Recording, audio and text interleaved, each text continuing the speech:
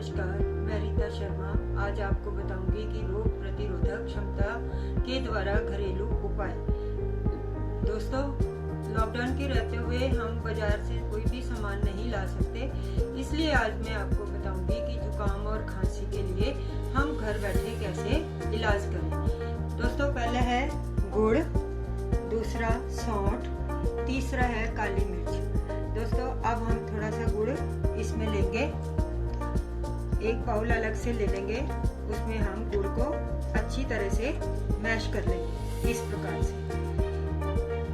अब हमारा गुड़ जो है अच्छी तरह से मैश हो गया, इसमें हम सौंठ डालेंगे और फिर काली मिर्च डालेंगे। इन तीनों चीजों को दोबारा से अच्छी तरह से मिला लेंगे। देखो दोस्तों, इस प्रकार से ये मिल जाने के बाद हम इसकी छोटी छोटी सी गोलियां तैयार करेंगे, जो कि हम दिन में 3 से 4 बार खाएंगे। इन गोलियों से हमारी खांसी जुकाम दोनों ही में से कुछ भी अगर हमें लगा है खांसी जुकाम, तो उसके लिए हम इसमें छोटी छोटी गोलियां तैयार कर लेंगे इस प्रकार। दोस्तों, इसकी हम सारी गोलियां बना लेंगे।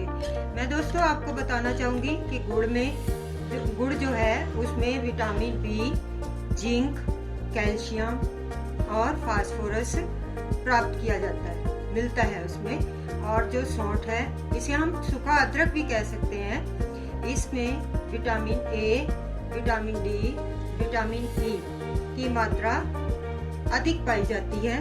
और इसके साथ ही काली मिर्च में, तीसरा है हमारा काली मिर्च। काली मिर्च में विटामिन ए और सी के साथ साथ पोटेशियम की भी प्राप्ति होती है। दोस्तों देखिए, इस प्रकार से मैंने अपनी सारी गोलियां तैयार कर ली हैं। ये देखो, मैंने अपनी सारी गोलियां तैयार कर ली बना करके। इन गोलियों को हम दिन में 3 से 4 बार लेंगे। ठीक है, अपने मुंह में रख के इसको चूसना है, ना कि इसको चबाकर खाना है। नमस्कार दोस्तों।